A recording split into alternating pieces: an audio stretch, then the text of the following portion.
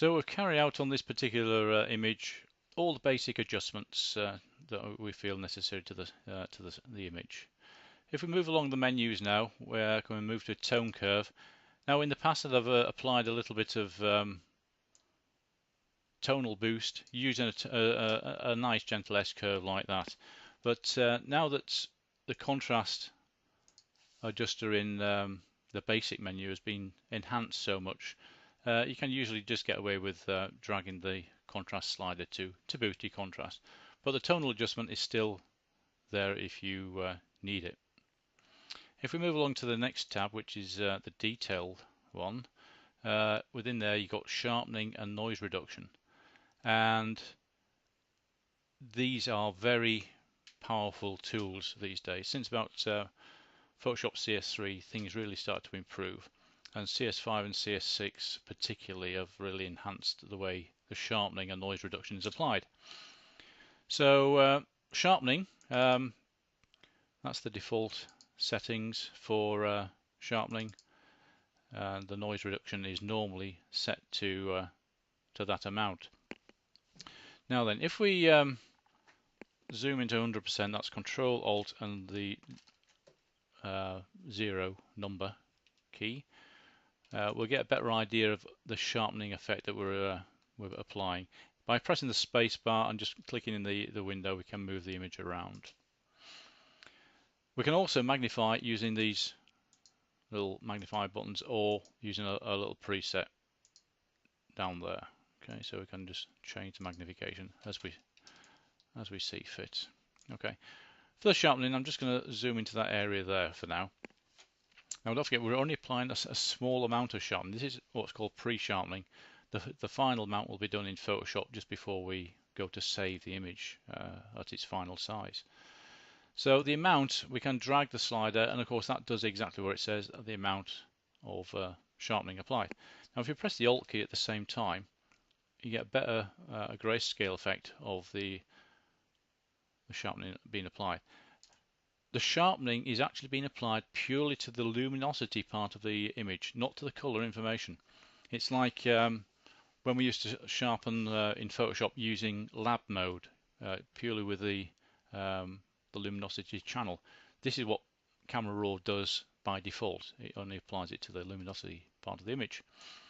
So I normally have this set to around about 40 or so. It depends on the image and you know, the number of pixels in the image as well. The more pixels in the image, usually the more, you know, the greater the amount of sharpening to get the same effect. The radius, this determines the distance between adjacent pixels as to how it's going to sample this sharpening effect. And of course, sharpening, all it does, it doesn't add any detail to the image at all. It can't do that. All it does is it increases contrast between adjacent pixels, giving the illusion that you've got a sharper image. Again, we can press the Alt key and to see the effect of the radius button. Now I normally have it between about 0.8 and about 1, again depending on the image. Okay. These two are what's called suppression filters. I'll just drag that back down to 0. The detail is usually defaulted to 25. Now if it's over to the left hand side, I'll press the Alt key again, you can see the effect there. If I drag it to the right, you can see it's adding detail back into the sharpening effect. So by dragging it to the left, you're getting you're suppressing the sharpening of the previous two sliders. I normally leave that set to the default of 25. This one here is called masking, and again if you press the Alt key, click on the little slider, it goes pure white, indicating, I'll just click out to the full size of the image, indicating that the image is being fully sharpened. Everything that was white in that, when I click like that, is going to be sharpened. Now as I drag that to the right, it's sampling the image, thinking, and it's only applying sharpening to the areas that have got detail differences in tonal brightness. So areas like the sky there, where it's very plain and that, we don't want sharpening applied to that. And by dragging it further along here, you can see that the areas without much detail there's no sharpening being applied to it. So this is a very good visual feedback as to, applying selective sharpening purely to the areas that need sharpening. Just going to zoom into this area down here for the noise reduction. Now at the moment it's set at its default, so I'm just going to drag that down to 0. But you can see in here, this area here, you can see coloured pixels, red and cyan. Just by double clicking that slider, applying the default amount usually gets rid of virtually all of the colour noise.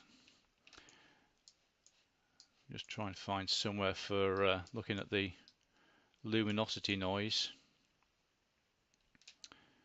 There isn't too much in this particular image. However, by dragging the slider, maybe you can see slight difference in, we've got to make sure we don't get rid of textured information as opposed to noise information. But usually if you've got a constant tone and you've got texture in there, maybe that is noise. So by dragging the slider along, if you go too far, it makes the whole effect look very plasticky. So I normally have this to less than 40, but it can get rid of a serious amount of noise. You can bring back some of the noise, some of the detail, by dragging the detail slider to the right or to the left. Usually that's left at the default. These two sliders here, the gain effect, the greater the luminance applied. Luminance contrast, again you can, I've pressing the Alt key here, maybe get to see a little bit of how that works. So that's sharpening and noise reduction. So we can now move on to the next tab, hue, saturation and lightness. We've got illuminance. We've got fairly intuitive color channels that we can just drag our sliders along. So if we wanted, say, to change the blues to a different color, we can do that. Not very useful for this particular image. The saturation might be more useful if we wanted to maybe darken down the blues outside, but of course it's affecting, it's actually changing the saturation, adding a little bit of saturation. It's a global effect though, this, so you've got to be careful when you do select these. So let's do the luminance and maybe just darken the blues down a little bit. Split toning, again you can do this in color or black and white. I'm not going to bother here. But if we go back to there and convert to grayscale, this is the ideal way of converting a color image to a grayscale, and you can drag the sliders just like you would by applying different color filters onto the camera. It's a very good tool, that.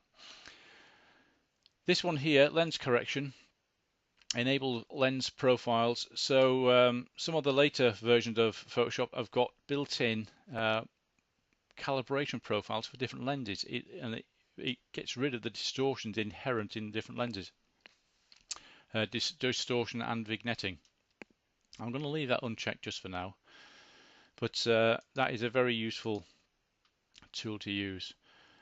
Okay, so we now need to synchronize the settings that I've applied here to the other two images. So all I need to do is select all, select synchronize. This little dialog box comes up, synchronize everything, OK, and these two other images will have the same settings applied. So if you look at that image there, the settings that we got there, click on that one, same settings applied. Click on that one there, same settings applied. So that's a really good way of applying. You work on one image and then you can apply those settings to other images.